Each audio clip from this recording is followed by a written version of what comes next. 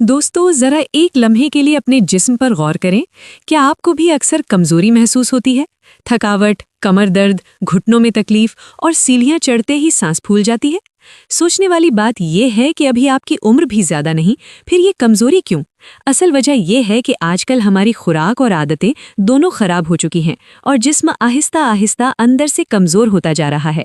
जरा अपने बुजुर्गों को याद करें, वो क्या खाते थे कि लंबी उम्र तक मजबूत और ताकतवर रहते थे, और आज हालत यह है कि 40 साल का इंसान भी झुकते ही कमर पकड़ लेता है। लेकिन एक अच्छी खबर भी है। रमज़ान का महीना जिस्म को साफ करने का बेहतरीन वक्त होता है। इस दौरान जिस्म कुदरती तौर पर डिटॉक्स होता है और अगर सही ग़िज़ा ले ली जाए तो जिस्म को दोबारा ताकतवर बनाया जा सकता है। इसीलिए आज मैं आपको एक खास ताकत वाला पराठा बनाना सिखाऊंगी जो कमज़ोरी कम करने में मदद देगा और रमज़ान में इफ्तारी और सहरी दोनों के लिए बेहतरीन है। इसके साथ मैं आपको कुछ अहम टिप्स भी बताऊंगी और इफ्तारी का सही तरीका भी शेयर करूंगी। इसलिए वीडियो को आखिर तक ज़रूर देखें, क्योंकि अगर दरमियान से स्किप किया तो असल फ़ायदा रह जाएगा। और अगर आप चाहते हैं कि ऐसी मुफीद वीडियोस आप तक मुसलसल पहुंचती रहें तो अभी वीडियो को लाइक करें, doctor Saira Khan official channel को सब्सक्राइब करें और बेल आइकन ज़रूर दबाएं। चलिए अब शुरू करते हैं। ये पराठा बनाना बिल्कुल आसान है। इसके लिए किसी महंगी चीज़ या सुपरमार्केट के खास आटे की ज़रूरत नहीं, बस वही आम आटा इस्तेमाल करें जो हर घर में होता है। फ़र्क सिर्फ इतना होगा कि हम आटे में 3 छोटी लेकिन ताकतवर चीज़ें शामिल करेंगे। यही चीज़ें इस सादे पराठे को एक ताकत बख्श पराठा बना देती हैं। अगर आपको अक्सर कमज़ोरी, थकावट, कमर दर्द या घुटनों की तकलीफ महसूस होती है तो ये पराठा आपके लिए बहुत फ़ायदेमंद हो सकता है। चलिए अब सबसे पहले आटा तैयार करते हैं। हम नॉर्मल आटे में 3 खास चीज़ें शामिल करेंगे। सबसे पहली और सबसे अहम चीज़ है पीसा हुआ सफ़ेद तिल। दोस्तों, सफ़ेद तिल हमारे बुजुर्गों की खुराक का अहम हिस्सा था, इसीलिए वो लंबी उम्र तक मजबूत और ताकतवर रहते थे। सफ़ेद तिल में कैल्शियम, मैग्नीशियम, आयरन, जिंक और सेहतमंद फैट्स होते हैं जो हड्डियों और पेशों को मजबूत बनाने में मदद देते हैं। रमज़ान में जब जिस्म थोड़ा कमज़ोर हो जाता है तो सफ़ेद तिल जिस्म को दोबारा ताकत देने में मदद करता है। 2 कप आटे के लिए सिर्फ 2 से 3 खाने के चम्मच सफ़ेद तिल काफ़ी हैं। इससे ज़्यादा न डालें ताकि जायका ख़राब ना हो। सबसे पहले सफ़ेद तिल को एक सूखे तवे पर हल्का सा भून लें। तकरीबन 1 से 2 मिनट तक हिलाते रहें ताकि वो जल न जाएं। जब हल्की सी खुशबू आने लगे और रंग थोड़ा गहरा हो जाए तो उतार लें और ठंडा होने दें। अब इन्हें ब्लेंडर या सिलबट्टे में पीसकर बारीक पाउडर बना लें। फिर ये पीसा हुआ तिल आटे में शामिल कर दें। अब दूसरी चीज़ है काली मिर्च की 1 चुटकी। ये बहुत कम मिकदार में डालनी है। काली मिर्च खून की सर्कुलेशन बेहतर करती है और जिस्म के मेटाबॉलिज्म को तेज करने में मदद करती है, जिससे जिस्म को ताकत मिलती है। तीसरी चीज़ है लौंग का हल्का सा पाउडर। सिर्फ 1/4 चाय का चम्मच काफ़ी है। लौंग एंटीऑक्सीडेंट से भरपूर होती है और जिस्म को अंदर से मजबूत बनाने में मदद करती है। अब ये तीनों चीज़ें आटे में शामिल कर दें। पीसा हुआ सफ़ेद तिल, काली मिर्च की 1 चुटकी, थोड़ा सा लौंग पाउडर। इसके बाद नॉर्मल तरीके से आटा गूंथें। 2 कप आटे में हस्बे जायका नमक डालें। फिर ये तीनों अज्जा शामिल करें और आहिस्ता आहिस्ता पानी डालते हुए नरम आटा गूंथ लें। आटा न बहुत सख्त हो न बहुत नरम। गूंथने के बाद इसे 10 से 15 मिनट के लिए ढक कर रख दें ताकि आटा अच्छी तरह सेट हो जाए। अब आटा तैयार है तो चलिए पराठा बनाते हैं। यहाँ एक अहम बात याद रखें, ये पराठा बगैर घी और बगैर तेल के बनाना है, यानी बिल्कुल सूखा पराठा। क्योंकि जब पराठा सूखा बनता है तो ये जिस्म में आसानी से हजम होता है और रमज़ान में भारीपन भी नहीं पैदा करता। अब बनाने का तरीका बहुत आसान है। आटे से एक पेड़ा तोड़ें, हाथ से गोल करें और दरमियानी मोटाई में बेल लें। तवा को पहले से गर्म करें और पराठा उस पर रख दें। दरमियानी आंच पर पकाएं। जब एक तरफ से हल्का सुनहरा हो जाए तो पलट दें और दूसरी तरफ भी पकाएं। कुछ ही देर में आप देखेंगे कि पराठा खूबसूरत सुनहरा रंग का बन गया है। बस यही है हमारा ताकत वाला पराठा। दोस्तों, अब सवाल ये है कि ये स्पेशल पराठा खाएं कैसे, किस चीज़ के साथ खाएं, कितनी मिकदार में खाएं और रमज़ान में सहरी और इफ्तार में इसे किस तरह शामिल करें ताकि जिस्म को वाकई फ़ायदा हो। दोस्तों, सिर्फ अच्छी चीज़ खाना काफ़ी नहीं होता। असल फ़ायदा तब होता है जब इसे सही तरीके और सही मिकदार में खाया जाए। ये पराठा कोई आम रोटी नहीं है। इसमें सफ़ेद तिल, काली मिर्च और लौंग शामिल हैं जो जिस्म को आहिस्ता आहिस्ता ताकत देते हैं। ख़ास तौर पर रमज़ान में जिस्म को ऐसी ग़िज़ा की ज़रूरत होती है जो देर तक ताकत दे, मैदा भारी ना करे और प्यास भी कम लगाए। सहरी पूरे दिन के रोज़े की बुनियाद होती है। अगर सहरी अच्छी और मुतवाज़िन हो तो दिन भर कमज़ोरी और थकावट कम महसूस होती है। इस पराठे को सहरी में खाने का बेहतरीन तरीका ये है, सबसे पहले 1 से 1.5 गिलास पानी आहिस्ता आहिस्ता पी लें। इससे जिस्म हाइड्रेट हो जाता है और हाजमा भी बेहतर रहता है। 3 से 5 खजूरें खा लें। खजूर कुदरती शुगर फराहम करती है और जिस्म को फौरी ताकत देती है। इसके बाद एक बड़ा पराठा या अपनी भूख के मुताबिक 1.5 पराठा खाएं। लेकिन एक अहम बात याद रखें, इसे जल्दी जल्दी ना खाएं। आहिस्ता आहिस्ता अच्छी तरह चबा कर खाएं ताकि हाजमा बेहतर रहे और जिस्म को ज्यादा फायदा मिले। सहरी में 1 कटोरी दही शामिल करना बहुत अच्छा रहता है। चाहे तो इसमें थोड़ा सा नमक और जीरा पाउडर भी डाल सकते हैं। दही हाजमा बेहतर रखता है और मैदे को सुकून देता है, जिससे रोजे के दौरान पेट भारी नहीं लगता। घर में जो भी सादा सब्जी बने वो शामिल कर सकते हैं, जैसे भिंडी, लौकी, पालक, मेथी या हल्की सब्जी। ये सब्जियां फाइबर से भरपूर होती हैं और देर तक पेट भरा महसूस होता है। अगर नॉन वेज खाते हैं तो एक उबला हुआ अंडा या थोड़ा सा चिकन भी शामिल किया जा सकता है। इससे जिस्म को इजाफी प्रोटीन मिलता है और ताकत ज्यादा देर तक बरकरार रहती है। सहरी में एक फल भी शामिल कर सकते हैं, मिसाल के तौर पर एक केला, आधा सेब या कुछ अंगूर। ये जिस्म को कुदरती विटामिन और ताकत फराहम करते हैं। बहुत से लोग सहरी में ऐसी चीजें खा लेते हैं जो बाद में प्यास और थकावट का सबब बन जाती हैं। मिसाल के तौर पर तली हुई चीजें जैसे समोसे, पकौड़े या ज्यादा तेल वाले खाने। बहुत ज्यादा मीठी चीजें, क्योंकि इससे शुगर लेवल तेजी से बढ़ता और फिर कम हो जाता है। ज्यादा नमकीन चीजें जैसे अचार या चिप्स जो प्यास बढ़ा देते हैं। इसीलिए सहरी को सादा और मुतवाजिन रखना बेहतर होता है। अगर मुमकिन हो तो सहरी के आखिर में 1 ग्लास दूध या लस्सी भी पी सकते हैं। ये जिस्म को इजाफी ताकत देता है और दिन भर ताजगी बरकरार रखने में मदद करता है। दोस्तों, अगर आप इस पराठे को बाकायदा अपनी खुराक में शामिल करेंगे तो कुछ दिनों में आपको फर्क महसूस होने लगेगा। जिस्म में ताकत बढ़ेगी, थकावट कम होगी और रोजमर्रा के काम करना आसान लगेगा। लेकिन अभी वीडियो खत्म नहीं हुई। मैं आपको एक और खास तरीका बताऊंगी जिससे इस पराठे का फायदा और भी बढ़ सकता है, इसलिए वीडियो को आखिर तक जरूर देखें। अब एक बहुत अहम सवाल आता है, इफ्तार के बाद इस पराठे को किस तरह खाया जाए ताकि जिस्म को वाकई फायदा हो और कमजोरी, थकावट और जिस्मानी दर्द कम होते जाएं।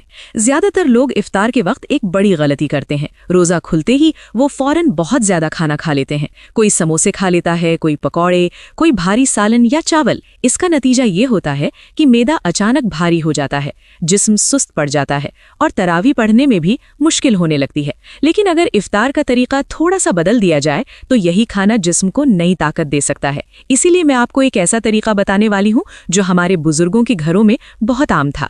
वो इफ्तार के बाद एक ऐसा खाना खाते थे जो न सिर्फ हल्का होता था बल्कि जिस्म को अंदर से ताकत भी देता था। इस तरीके में हम अपने स्पेशल पराठे के साथ सादे बॉइल्ड चावल को एक खास अंदाज में इस्तेमाल करेंगे। अब आप सोच रहे होंगे कि चावल तो हम रोज खाते हैं, इसमें खास बात क्या है? खास बात यह है कि हम सादे चावलों को भी थोड़ा सा बेहतर बना देंगे। हम उन्हीं 3 चीजों को इस्तेमाल करेंगे जो हमने पराठे में डाली थी: पिसा हुआ सफेद तिल, काली मिर्च और थोड़ा सा लौंग पाउडर। ये तीनों चीजें जब चावलों में शामिल होती हैं तो वो सिर्फ चावल नहीं रहते बल्कि एक ताकतवर खाना बन जाते हैं। चलिए सबसे पहले इफ्तार का सही तरीका समझ लेते हैं। रोजा खुलने के बाद सबसे पहले 3 से 5 खजूरें खाएं और 1 ग्लास पानी पी लें। इसके बाद फौरन खाना शुरू न करें बल्कि वक्फा दें।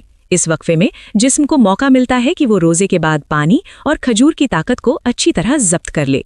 ये छोटा सा वक्फा मैदे के लिए बहुत फायदेमंद होता है। अब इसके बाद हम असल खाने की तरफ आते हैं। सबसे पहले स्पेशल पराठा ने इसे बहुत जल्दी जल्दी ना खाएं बल्कि छोटे छोटे टुकड़ों में तोड़कर आहिस्ता आहिस्ता चबा कर खाएं। इस तरह खाने से हाजमा बेहतर रहता है और जिस्म को ज्यादा फायदा मिलता है। पराठे के बाद अब हम आते हैं स्पेशल बॉइल्ड चावलों की तरफ।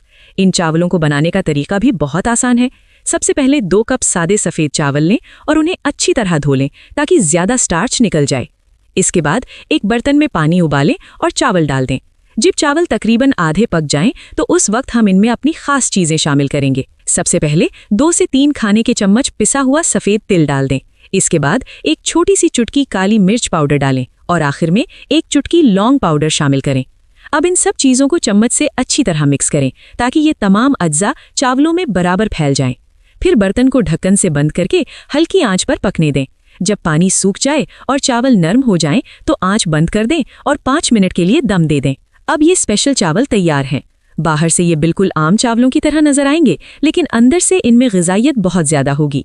अब इफ्तार के बाद इन्हें खाने का तरीका भी जान लें। एक प्लेट में 1 कटोरी ये स्पेशल चावल लें। इसके साथ एक स्पेशल पराठा रखें और अगर चाहें तो थोड़ा सा सलाद भी शामिल कर सकते हैं। मिसाल के तौर पर खीरा, गाजर और टमाटर। अब खाने का तरीका ये है कि पहले पराठे का एक छोटा सा टुकड़ा खाएं, फिर थोड़े से चावल खाएं। इस तरह आहिस्ता आहिस्ता खाने से मैदा भारी नहीं होता और जिस्म को ताकत भी मिलती रहती है। अब आप सोच रहे होंगे कि इस खाने से जिस्म को क्या फायदा होता है। सफ़ेद तिल हड्डियों के लिए बहुत फायदेमंद होता है। इसमें कैल्शियम की अच्छी मिकदार होती है जो हड्डियों और जोड़ों को मजबूत बनाने में मदद देती है। काली मिर्च हाजमा बेहतर करती है और जिस्म के मेटाबॉलिज्म को एक्टिव रखती है। लौंग में कुदरती एंटीऑक्सीडेंट्स होते हैं जो जिस्म को अंदर से मजबूत बनाने में मदद करते हैं। जब ये तीनों चीज़ें एक साथ खाई जाएं तो जिस्म को ताकत भी मिलती है और हाजमा भी बेहतर रहता है। अब मैं आपको एक और छोटी सी टिप बताती हूँ जो इस खाने को और भी बेहतर बना सकती है। अगर आप चाहें तो चावल पकाते वक्त उसमें थोड़ा सा जीरा भी शामिल कर सकते हैं। जीरा हाजमा बेहतर करता है और खाने की खुशबू भी बढ़ा देता है। अगर इफ्तार में चावल या पराठे के साथ थोड़ा सा लीमू निचोड़कर खाया जाए तो इससे खाने का जायका भी बेहतर हो जाता है और जिस्म को विटामिन सी भी मिलता है। कुछ लोग इफ्तार के बाद बहुत ज्यादा चावल खा लेते हैं जिससे मैदा भारी हो जाता है, इसलिए हमेशा मिकदार को मुनासिब रखें। 1 कटोरी चावल और 1 पराठा काफी होता है। अगर आप इस तरीके से खाना खाएंगे तो आप देखेंगे कि इफ्तार के बाद जिस्म भारी महसूस नहीं होगा बल्कि हल्का और ताकत से भरा हुआ महसूस होगा। तरावी पढ़ते वक्त भी थकावट कम महसूस होगी और रात को नींद भी ज्यादा सुकून वाली आएगी। और यही असल मकसद है कि रमजान में हम ऐसा खाना खाएं जो जिस्म को ताकत भी दे और इबादत में आसानी भी पैदा करे। दोस्तों, बहुत से लोग ये सोचते हैं कि ताकत हासिल करने के लिए महंगी चीजें खाना जरूरी है, लेकिन हकीकत ये है कि हमारे घरों में मौजूद सादा चीजें भी अगर सही तरीके से इस्तेमाल की जाएं तो वो जिस्म के लिए बहुत फायदेमंद हो सकती हैं। इफ्तार के बाद एक ऐसा छोटा सा तरीका भी है जो जिस्म को और ज्यादा आराम देता है और अगले दिन के रोजे को आसान बना देता है। ये तरीका बहुत सादा है लेकिन अक्सर लोग इस पर तवज्जो नहीं देते। इसी के बारे में मैं आपको बताऊंगी, क्योंकि अगर आपने वो तरीका अपना लिया तो इस पराठे और इस खाने का फायदा और भी बढ़ सकता है। दोस्तों, अक्सर लोग यही समझते हैं कि सहरी में क्या खाया जाए, लेकिन इफ्तार के बाद जिस्म के साथ क्या होता है और हमें किस तरह खाना चाहिए, इस पर बहुत कम तवज्जो दी जाती है। पूरा दिन रोजा रखने के बाद जिस्म एक खास हालत में होता है। तकरीबन 12 से 16 घंटे तक जिस्म को कोई खुराक नहीं मिलती। इस दौरान जिस्म अपनी महफूज ताकत इस्तेमाल करता रहता है। जब इफ्तार का वक्त आता है तो जिस्म को फौरी ताकत की जरूरत होती है, लेकिन उस वक्त अगर हम बहुत ज्यादा भारी, तली हुई या मीठी चीजें खा लें तो मैदा अचानक दबाव में आ जाता है। यही वो जगह है जहां हमारा स्पेशल पराठा बहुत अहम किरदार अदा करता है, क्योंकि इसमें वो 3 चीजें शामिल हैं जो जिस्म को आहिस्ता आहिस्ता ताकत देती हैं। लेकिन दोस्तों, सिर्फ पराठा बनाना काफी नहीं। असल फायदा तब होता है जब इसे सही तरीके से खाया जाए। सबसे पहले एक अहम उसूल समझ लें। इफ्तार हमेशा आहिस्ता आहिस्ता शुरू करना चाहिए। सबसे पहले 3 से 5 खजूरें खाएं, लेकिन यहाँ एक बड़ी गलती अक्सर लोग करते हैं। वो खजूर और पानी के फौरन बाद भारी खाना शुरू कर देते हैं। जब वक्फा मुकम्मल हो जाए तो अब आप अपना स्पेशल पराठा खा सकते हैं, लेकिन इसे भी जल्दी जल्दी ना खाएं। हमेशा पराठे को छोटे छोटे टुकड़ों में तोड़ें और आहिस्ता आहिस्ता चबाकर खाएं। इस तरह खाने से 2 फायदे होते हैं। पहला फायदा ये कि हाजमा बेहतर रहता है। दूसरा फायदा ये कि जिस्म को ग़िज़ाइयत बेहतर तरीके से मिलती है। अब सवाल आता है कि इफ्तार में इस पराठे के साथ क्या खाया जाए। बहुत से लोग दही के साथ खाते हैं, लेकिन मैं आपको एक और बेहतर चीज़ बताती हूँ, और वो है ताज़ा हरी चटनी। इसके लिए आपको चाहिए धनिया, पुदीना, हरी मिर्च, लहसुन, अदरक, लीमू, नमक और थोड़ा सा जीरा। इन सब चीज़ों को ब्लेंडर में डालकर पीस लें।